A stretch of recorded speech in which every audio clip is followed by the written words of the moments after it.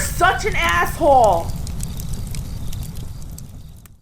Hey, all asshole consulting. We have a Clarey test request, and a young man writes in, Clarey test on Thom Hartmann, do it now. I said, oh, I know this guy. And I remember listening to him. He's like this old hippie, and he hasn't realized that the time of the baby boomers is over, and it's not 1968 anymore. This guy, you want to talk a genuinely hateful person, this guy is it. And he was fun to listen to because he was so, it wasn't an act. He like wants Republicans dead. But he's angry about it. Whereas I'm just kind of like, that's too bad. I'm not going to lose sleep over it.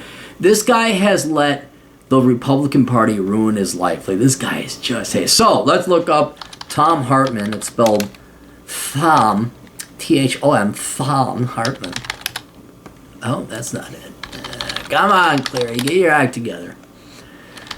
And if you're wondering what the Clarey test is, the Clarey test is a 4-question test that we used to figure out whether or not originally it was whether or not I would even consider voting for a politician. But we've used it as a 4-question test that measures the quality and caliber of a person, whether you can trust them, whether you want to have a beer with them. So, do you come from money? Did you major in something worthwhile? Do you have any private sector experience? And what are you currently doing now? So those are the 4 questions. And if you answer poorly, like yes, you do come from money, you majored in worthless crap, and you've never worked a real job in your life, you get a point for each of those questions. 4 is the worst score you can get. But if you answer no to those questions, 0 is the lowest score and the best score you can get. So Thom Hartmann, radio personality. Thomas Carl, Thom Hartmann is an American radio show author, former psychotherapist. Oh, okay. Syndicated since 2003 after DJ in Lansing, Michigan, country music station, late 60s. Hartmann was an entrepreneur, writer, and humanitarian for nearly 30 years. He founded International Wholesale Travel and Sprayberry Travel, among other ventures. He also founded the Salem's Children's Village, a home for abused especially. That does not qualify as real work. That does not. Nonprofit does not qualify as real work. International Wholesale Travel and Sprayberry Travel. See, now here's the problem with lefties. You gotta... Is it really a for-profit? Like, is it really a company? Sprayberry Travel.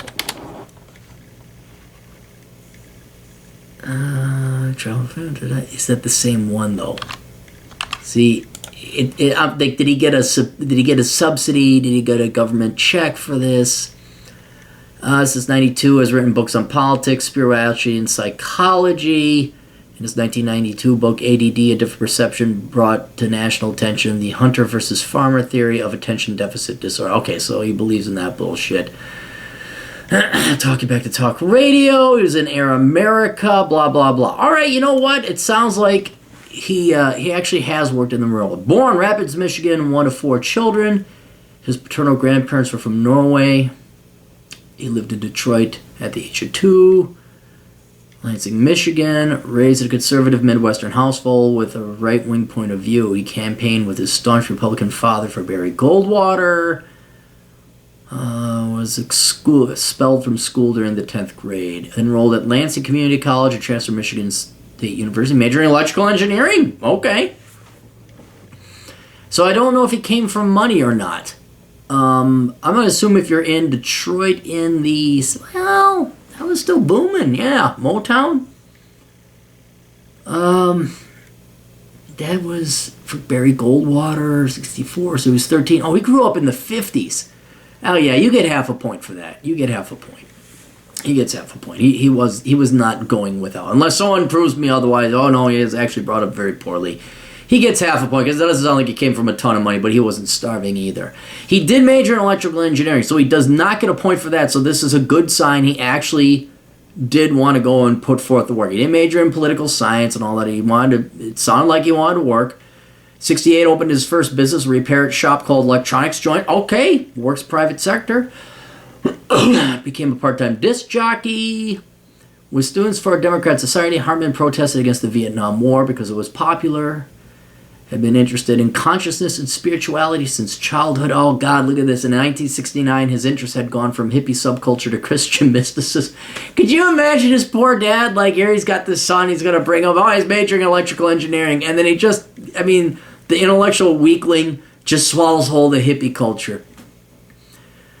He met the head of the Coptic Center, Master Stanley, in 1971. He was ordained as a minister with the Coptic Fellowship International. All right, now that's interesting.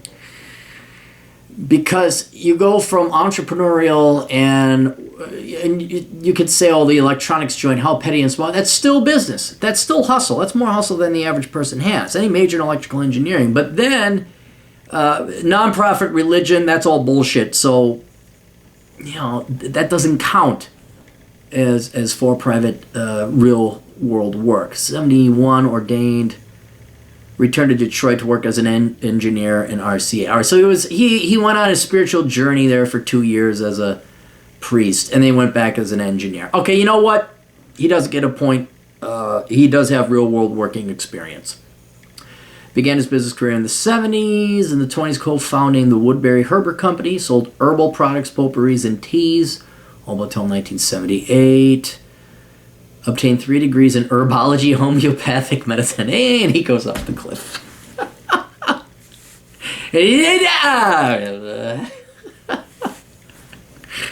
Hartmann then moved to New Hampshire to start the New England Salem Children's Village. So that's 78. He was the executive director for 5 years and board director for more than 25 years. The Caramel is based on the German Salem International Organization. So its affiliation, blah, blah, blah, country. Okay, yeah, so that's nonprofit. Founded International Wholesale Travel and its retail subsidiary, Sprayberry Travel in Atlanta, a business which in the intervening years has generated over $250 million in revenue, according to the website. Was lauded by the Wall Street Journal for being one of the early adopters of frequent travel programs, analogous to the recently initiated frequent flyer. But man, this guy is all over the place. He's one of the few people that does not fit. He doesn't fit into the test. He does not. He is all over. He sold a share in the business in 1986, retired with his family to Germany to work on international. Okay, so he retired. So he made his fortune and he retired. So even though he could run touchy-feely nonprofits all the time, the truth is he earned his keep, and what is he doing now? He is retired. And so that also gets 0 points. So that's it. So half a point? Coming from what is likely a somewhat privileged background. He doesn't get any points for education. He has real world experience. What is he doing now? He's retired. He gets a very good score on the Clarey test. He's dopey as hell. He's got a couple screws loose. But yeah, Tom has been a vegetarian since he was a teenager. Yeah, he believes in ADHD, HDH. Here's one of those things where like, hey, he scored really well. Let's go have a beer with Tom. And then you're like, I don't like this guy anymore. Tom Hartmann, he's one of the few leftists that has actually earned the right to espouse whatever opinion he wants. He has, and I know everyone has the right to do that. But this is somebody where I would actually be curious how Tom came to his opinions, because it wasn't spoon-fed to him. It wasn't. He just came out of the academia world and just oh yeah, okay, that's what you told me to think. That's why he has earned his stripes, and even though you gotta listen to him though, because man, the guy is just pissed at the world. It's great, all that success, all that interesting life, and that guy is pissed. So that's Thom Hartmann. What does he have? I looked him up one time. It was sad. Like he was like this big. I thought he was like this big guy on the news because he was on Air America. I thought, oh, he's this really big guy, and then you find out he's got like only twice the amount of Twitter followers I do. Hang on, let's look this up, because a lot of these people you think they're pretty big and they're not. Not that Twitter is the only means by which you measure someone's popularity or fame, but a lot of these guys.